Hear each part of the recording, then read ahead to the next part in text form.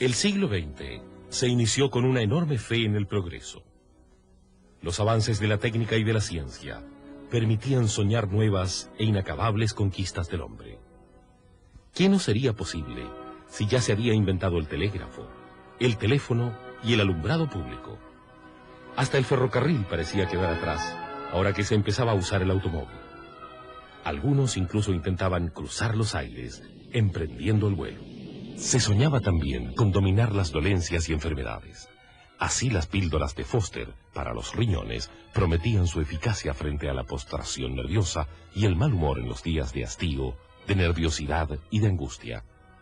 Las píldoras rosadas del Dr. Williams solucionaban los males del estómago, el reumatismo, las erupciones cutáneas, la anemia, el insomnio, las neuralgias, nerviosidades, jaqueca y hasta las consecuencias de las imprudencias de la juventud. Para el estreñimiento crónico se ofrecían las píldoras Brandreth.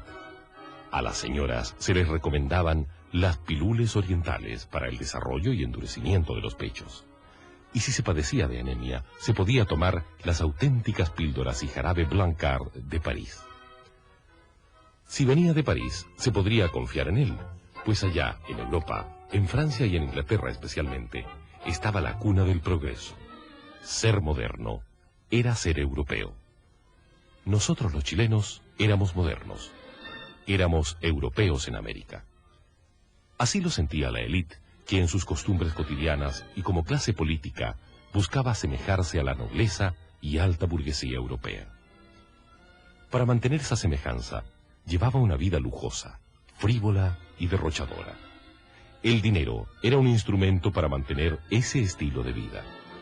Lo obtenía de la posesión de la tierra, del ejercicio exitoso de la profesión de abogado y sobre todo de la minería, la banca y el comercio. En caso de que escaseara, se recurría al crédito, pues lo que no era posible era bajar el nivel de gastos. Las familias más pudientes viajaban a Europa, donde se ponían al día en materia de modas y estilos de vida. La élite no solo monopolizaba el poder económico, la política también era en Chile un asunto exclusivamente de caballeros. Para la clase dirigente de comienzos de siglo, la política no era un campo de pasiones, sino más bien un espacio lúdico. El Club de la Unión, el Club de Septiembre, el Club Hípico o las tertulias en magníficas mansiones eran los lugares donde se iba desenvolviendo el juego de la política. Allí se decidían las alianzas partidistas y las caídas y ensalzamiento de figuras socialmente prominentes. Luego, en el Congreso Nacional, se consumaban los planes, fuese a través de la interpelación a algún ministro o de un voto de censura con el que caía todo el gabinete, abriéndose así paso a una nueva combinación política que permitía encumbrar a otras figuras de la élite. Ella nada arriesgaba en este juego aristocrático. Ni siquiera las elecciones definían algún cambio fundamental. El caciquismo político y sobre todo el cohecho aseguraban que el poder no saldría de manos de los acaudalados. A principios de siglo, los presidentes eran figuras conciliadoras. Para demostrar su respeto al régimen parlamentario, dejaban que la iniciativa política la tuviesen los partidos representados en el Congreso. Los partidos que dirigían los destinos del país durante el parlamentarismo habían nacido a la luz pública en el siglo XIX. Radicales y conservadores continuaban enemistándose a causa de la mayor o menor influencia que pudiese tener la Iglesia Católica en la sociedad chilena. Por su parte, los diferentes grupos liberales, junto a los nacionales, inclinaban la balanza del poder según si se aliaban con radicales o conservadores. También existía un pequeño partido demócrata que agrupaba a artesanos, al que no le quedaba otra alternativa que sumarse a una u otra combinación política. Los mismos hombres de la clase alta, vinculados por lazos de parentesco y lazos sociales, formaban los distintos partidos. Entre estos no había, pues, diferencias ideológicas, aparte de la pugna laico-religiosa. Uno de los temas más debatidos del periodo, el de la conversión metálica, contaba con adherentes en cada uno de los partidos. El problema de la conversión metálica dividió a la élite en oreros y papeleros. Los primeros eran partidarios de volver a la convertibilidad monetaria, es decir, que el billete pudiese ser convertido en oro. Los papeleros pensaban lo contrario. En ello estaban involucrados poderosos intereses. Los grandes deudores, que eran parte de la élite, se beneficiaban de esta devaluación monetaria, porque junto con el peso también sus deudas perdían valor. En cambio, quienes vivían de sueldos y salarios veían cómo la inflación se tragaba sus escasos ingresos. Paradojalmente, estas periódicas devaluaciones se producían en medio de la enorme riqueza que se obtenía de las exportaciones del salitre. En verdad, aunque la propiedad de las salitreras estuviese en manos británicas en su mayoría, el Estado chileno obtenía de la exportación del salitre enormes sumas por medio del impuesto de exportación.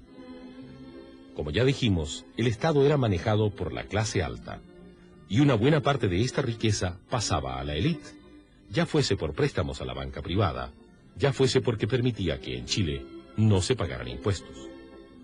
Pero la riqueza del salitre era abundante. Aparte de beneficiar directamente a la clase dirigente, también posibilitó que el Estado hiciera fuertes inversiones en obras públicas, especialmente en ferrocarriles.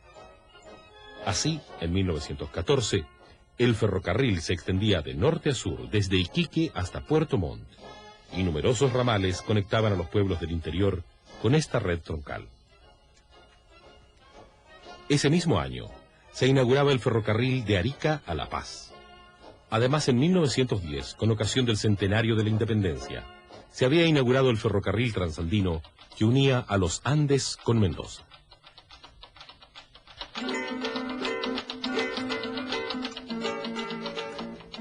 El Estado hizo también fuertes inversiones en puertos, caminos, instalaciones de agua potable, hospitales y escuelas. La educación pública fue uno de los rubros más beneficiados con la riqueza salitrera.